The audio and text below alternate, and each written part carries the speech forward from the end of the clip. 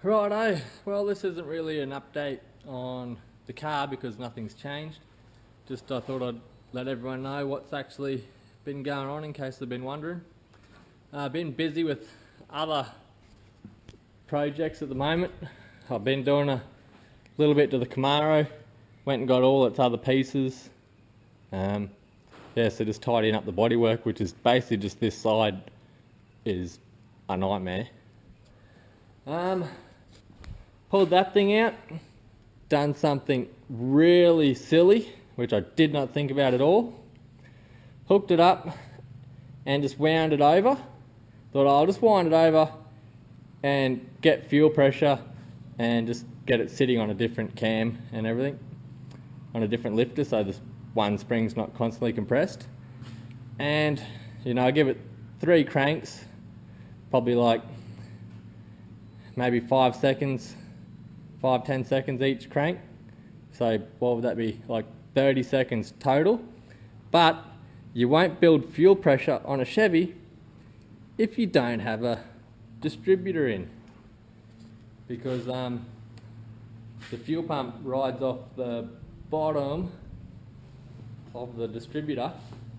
I've just got an old junk one here I'm just trying to free up, because I'll use this, I'll cut it all up and just put a drill on the top of it and take the cam gear off. But see that little spline in there that slides into the piece on the oil pump, and that's what spins the oil pump. So this thing have done absolutely nothing. I serviced my little ute outside. As you can see, that's still same, nothing's changed. When I serviced my little ute, the donor ute, I realised I may have made a monumental boo-boo. This is a 4-wheel drive engine. And turns out the sumps are a little different. I don't know if it'll focus, but it's all super dark. Hopefully you can see that pan is just like a little bolt-on. Whoops, throw the camera around. That's just a little bolt-on extension. And the 2-wheel drive ones actually go a bit further up. I've got a big friggin' guard there. I'll just point this camera around, hopefully you can see the difference. I don't know if I just pointed you at a cross member and you've seen absolutely nothing, but there is a difference there. I thought it was just the extension piece, you just swap over, swap pickups, done. But there might be a little bit more to it potentially. So I picked this car up for my grandparents, so I've done wheel bearings, shackle bushes. I've got to do a number plate, light, and just give it a good going over. Basically they're just going from a whole bunch of different cars, and I bought them this one to so they just got one car, diesel, automatic, twin cab, bull bar, perfect where they are out west. The Dodge, as you can see by the transfer case on the ground, currently out of action. The 5th gear popped out on me. So this is 5th gear.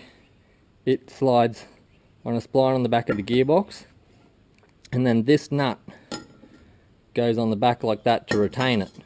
So what happened is the threads on this nut are all jacked up, and it's allowed this nut to pop backwards on the shaft, which then this gear slide back, and here you have no 5th gear. So I ordered replacement parts, and this only half it came, which is this aftermarket accessory that holds this gear. So once you've screwed that gear on, this piece will slide into those locators and on the spline of the shaft, locking it in place so it can't come undone. Go under here. Oh.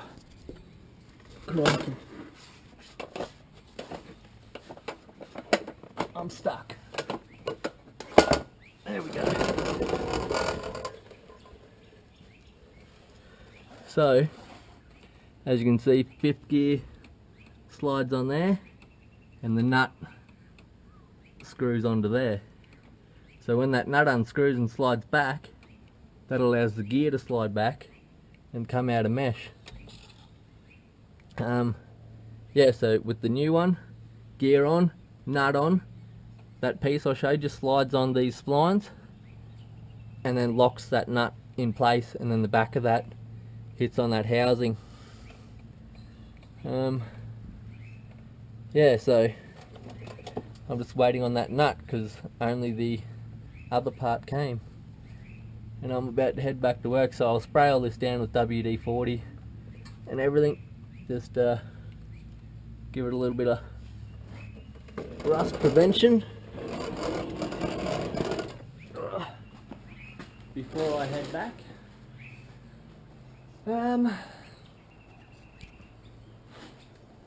Yeah, I don't know how much more there is to tell you.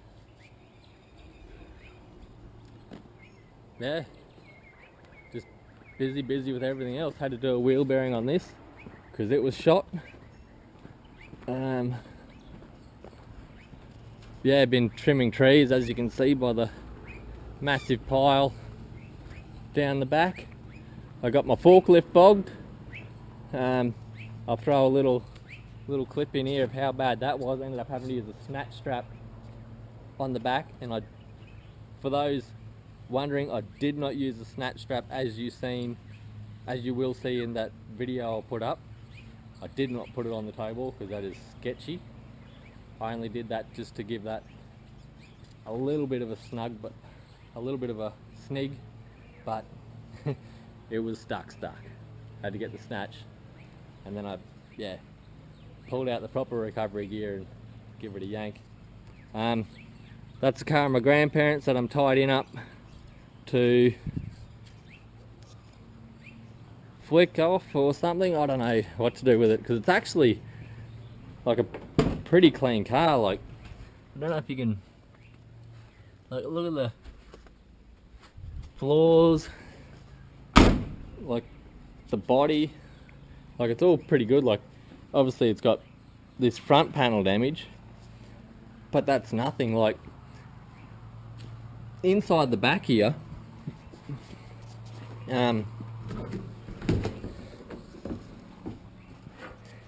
it's like mint under these, but I mean, how many projects does one person need? Because when I take that other car out to them, I've got to pick up a 75-ish F-Truck and a 98 LTD as well. Obviously, my Army Jeep, I haven't got onto that project. Still haven't built the chassis jig for it. Got all the bits to build it, but haven't. Yeah, just trying to tidy everything up. Got my diffs up off the ground. These things should have never been left in the weather, but it is what it is. Well, that spare Camaro diff sat in the dirt for I don't know how long, so at least it's off the ground now. And my Valiant diff, well, yeah, these things happen. Yeah, putting some bits and pieces up top. I don't know how many times I'll say yeah, but one more won't go astray. That's about it. Anyway, thought I'd just let you know what's been happening. My damn bandsaw fell off the bench the other day and broke the handle.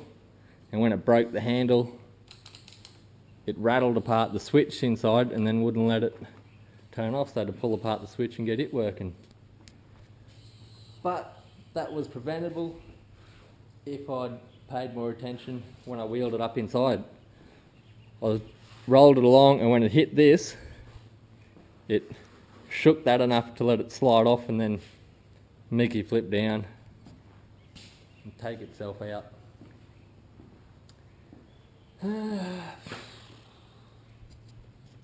Yeah, took the valve out for a burn. I need to do something about that drivetrain, just don't like it. Yeah. Weber's probably great on a race car, suck on a street car. Not a fan at all. Nothing much going on up this end. But yeah, that's it. I'll throw that video up of me getting stuck, the forklift dilemma that was up there. I was just moving little fella's cubby house and everything till it all went pear-shaped. Anyway, hopefully next time you'll actually see some progress on the Monaro. Righto, catches. Righto, so you may have all been wondering what's been going on with the Monaro. Truth is, nothing since the last video I done. But we've got other things we've been doing. Hey mate, heaps of stuff. So currently we're moving his other swing set and cubby house over close to that one. But we've come across a bit of a dilemma that we're going to sort out. So which one are you going to drive, mate? You're going to drive that car or you're going to drive the forklift? Forklift. You'll drive the forklift out? Yeah. Okay, mate. Now, as you know, we don't pull off this, and I won't have him in there, obviously. But if you're going to pull off here, I prefer to do this. Hook it underneath and then over the top so it's not full ball weight. I'm talking to the camera, mate. You're going to say hello to everyone? Hello. Yeah. To who? The humans? Well, hopefully, mate. Yeah, so well, do you want to jump off, mate? Jump in the car and we'll see what we can do. I don't think we'll get too far as it's pretty stuck and pretty heavy. We might have to get Terry over to help pull it out. What do you say? No? Anyway, I'll get back to you in a sec and talk to you about what's actually been happening around here. And yeah.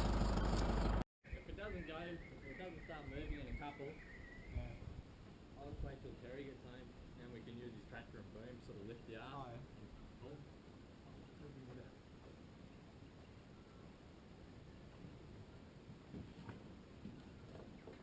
Where are you, Connor?